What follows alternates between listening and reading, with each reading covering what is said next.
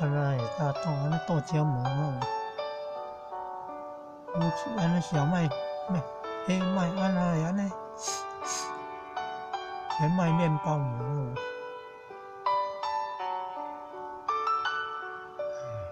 奶制品、乳糖，安尼牛奶毋都有。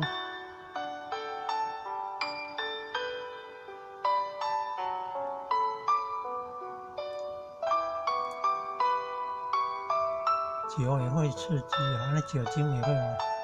杏仁、核桃也不可以啊，荔枝、腰果也不可以。开心果，我听过芒果不可以啊，蛋类也不可以啊。花生你听过啊？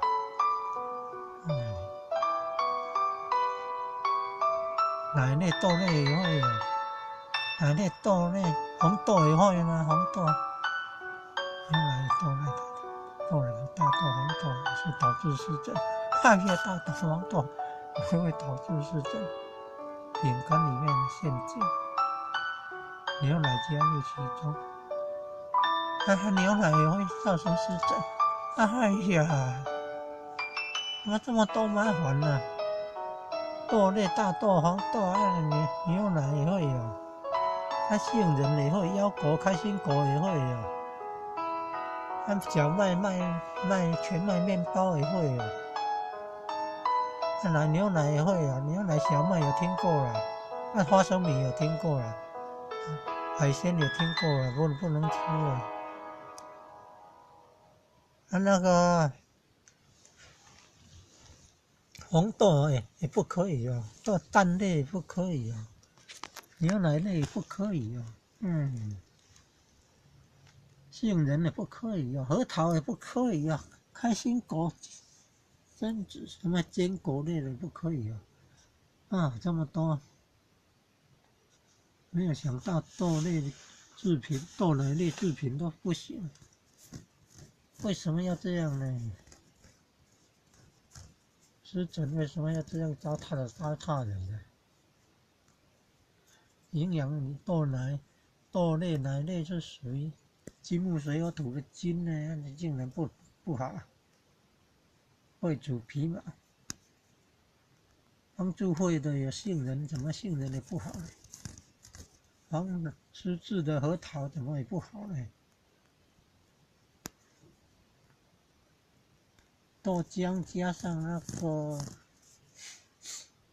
甘薯类用果汁机打好，加豆浆来喝，有饱足感，还可以抗癌。还是有煮过比较好。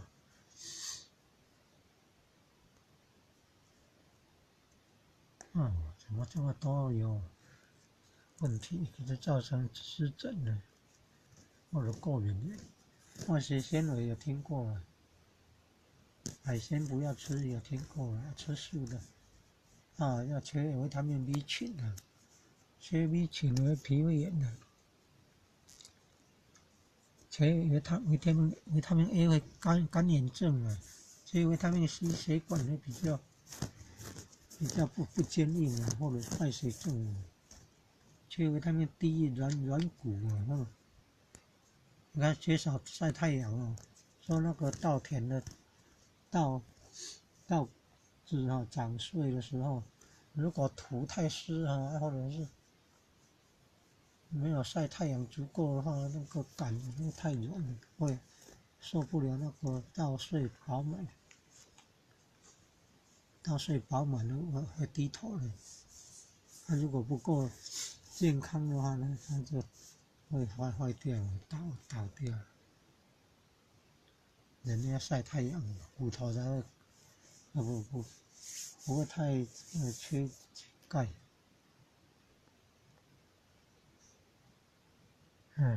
竟然是这样。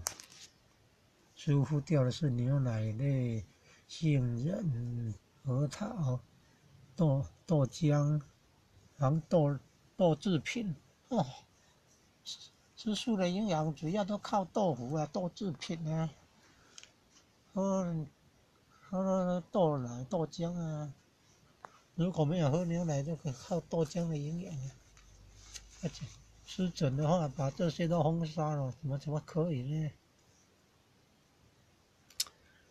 年纪大的人哦，皮肤会干凉啊，用那个润肤乳液199大卖场也有卖那个润肤乳液，你说洗澡用，洗澡后要抹的润肤乳液，六七十块，5、6、70块，不是很贵啊。洗过澡还有沾护水的时候就赶快擦，擦过真的就比较不会敏感，比较不会那么刺激，比较不会那么痒的感觉。哦，那种痒的感觉好像被电到，所以那个化学纤维后面可能有静电的哈，静电的碰到皮肤也会刺激，皮肤也会痒。化学纤维的就不要了哈。内衣要穿棉质的，内衣裤穿棉质的。像洗手的时候也不要用香皂了，所以不要涂抹那个什么油脂类的哦，这么好，尽量用清水就好。就是污水哈，生氧的、臭氧过滤那种水哈，抹皮肤要促进那个皮肤的痊愈哦。真的是补充维他命 B 群啊，帮助皮肤啊抗皮肤炎。中医说薏仁啊，薏仁有丰富的维他命 B 群，吃素的可以注意薏仁。有混的可以泡来吃，也可以煮啊。薏仁的话，收皮湿、洗鼻息，皮湿鼻息就会有皮肤病啊，长痘。收皮湿，你看，通常都在